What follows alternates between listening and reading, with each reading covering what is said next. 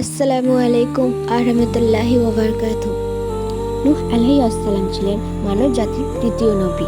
আদম আলাইহিস সালাম ও শীস আলাইহিস সালামের পর দীর্ঘ সময় ধরে মানুষ যখন আবার মূর্তি পূজা ও শিরকে লিপ্ত হন, তখন আল্লাহ তাআলা নূহ আলাইহিস সালামকে পাঠান তাদের সঠিক পথে ফেরানোর জন্য। নূহ আলাইহিস সালাম তার জাতির মধ্যে প্রায় 950 বছর দাওয়াত দিয়েছিলেন।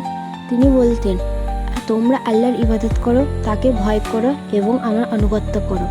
তিনি তোমাদের জন্য তোমাদের পাপসমূহ ক্ষমা করবেন এবং তোমাদেরকে নির্দিষ্ট সময় পর্যন্ত অবকাশ দেবেন। আল্লাহর নির্ধারিত সময় আসলে কিছুতেই তা বিলম্বিত করা হয় না। যদি তোমরা জানতে, তার নিজের ছেলেও ঈমান আনেননি। লোকেরা বলতো, এই লোকে তো আমাদের মতনই মানুষ, তার অনুসারীরা তো গরিব অজ্ঞ মানুষ। আর যখনই আমি তাদেরকে আহ্বান করেছি যেন আপনি তাদেরকে ক্ষমা করেন, তারা নিজেদের কানে আঙ্গুল ঢুকিয়ে দিয়েছে, নিজেদেরকে পোশাকে আবৃত করেছে, অনড় থেকেছে এবং দম্ভভরে ঔদ্ধত্য প্রকাশ করেছে। তারপর আমি তাদেরকে প্রকাশ্যে আহ্বান করেছি, অতঃপর তাদেরকে আমি প্রকাশ্যে এবং অতি গোপনেও আহ্বান করেছি আর বলেছি, তোমাদের রবের কাছে ক্ষমা চাও, নিশ্চয়ই তিনি পরম ক্ষমাশীল। তিনি তোমাদের ওপর মুষলধারে বৃষ্টি বর্ষণ করবেন আর তোমাদেরকে ধন সম্পদ ও সন্তানি দিয়ে সাহায্য করবেন এবং তোমাদের জন্য বাগবাগিচা দেবেন আর দেবেন নদী নালা। তোমাদের কি হলো? তোমরা আল্লাহর শ্রেষ্ঠত্বের পরোয়া করছো না, অথচ তিনি তোমাদেরকে নানা স্তরে সৃষ্টি করেছেন। তোমরা কি লক্ষ্য করো না যে কিভাবে আল্লাহ স্তরে স্তরে সপ্তকার সৃষ্টি করেছেন, আর এগুলোর মধ্যে চাঁদকে সৃষ্টি করেছেন আলো, আর সূর্যকে সৃষ্টি করেছেন প্রদীপ রূপে। আর আল্লাহ আমাদেরকে উদ্গত করেছেন মাটি থেকে, আর আল্লাহ পৃথিবীকে তোমাদের জন্য বিস্তৃত করেছেন যেন তোমরা সেখানে প্রশস্ত পথে চলতে পারো। নূহ আলাইহিস সালাম বলেন, হে আমার রব, তারা আমার অবাধ্য হয়েছে এবং এমন একজনের অনুসরণ করেছে তার ধন সম্পদ ও সন্তানি তার ক্ষতিই বাড়িয়ে দেয়, আর তারা ভয়ানক ষড়যন্ত্র করেছে। আর তারা বলে, তোমরা তোমাদের উপাস্যদের বর্জন করো না ওয়াদা, সুওয়া, ইয়াগুস, ইয়াউক ও নাসরকে।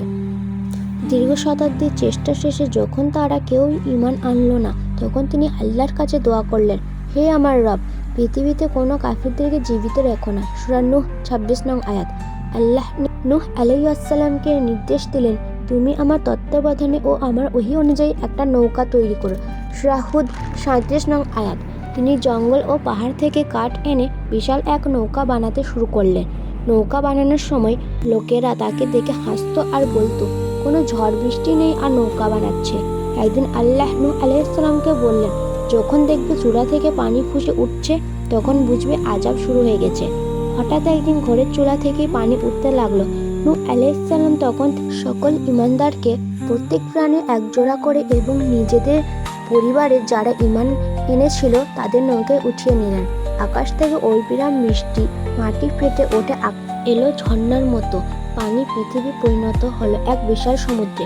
নূহ আলাইহিস সালাম নৌকার ভেতর থেকে দেখলেন মানুষ, পাহাড়, গাছপালা সবকিছু পানিতে ডুবে যাচ্ছে। নূহ আলাইহিস সালাম দূরে তার ছেলেকে দেখতে পেলেন। তিনি কাঁদতে কাঁদতে বললেন, হে আমার বৎস, আমাদের সঙ্গে নৌকা উঠো। কিন্তু তার ছেলে বলল, আমি ওই পাহাড়ে আশ্রয় নেব। কিন্তু সেই পাহাড়ও নদীতে ডুবে গেল। ছেলে ডুবে যাওয়ার পর নূহ আলাইহিস সালাম বললেন, হে আমার রব, আমার ছেলে তো আমার পরিবারের লোক। আল্লাহ উত্তর দিলেন, সে তোমার পরিবারভুক্ত নয়, কারণ সে নেক কাজ করত না। তখন নূহ আলাইহিস সালাম লজ্জিত হয়ে ক্ষমা চাইলেন। অনেকদিন পর আল্লাহ আদেশ দিলেন, পৃথিবী তোমার পানি গ্রাস করো। হে আকাশ, থেমে যাও। পানি কমতে লাগলো। নৌকাটি অবশেষে জুদি পাহাড়ে গিয়ে থামলো।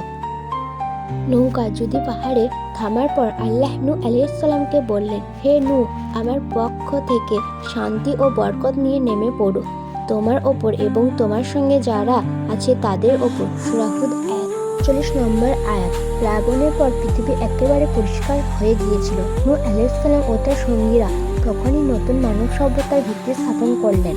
এই কারণে নূহ আলাইহিস সালামকে বলা হয় দ্বিতীয় আদম আলাইহিস সালাম।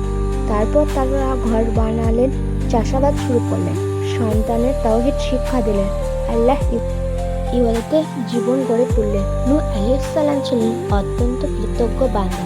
কুরআনে আল্লাহ বলেন, নিশ্চয়ই নূহ ছিল এক অত্যন্ত কৃতজ্ঞ বান্দা। সূরা বানী ইসরাঈল 3 নম্বর আয়াত। তিনি অল্প খাবারেও আল্লাহর কাছে শুকরিয়া আদায় করতেন।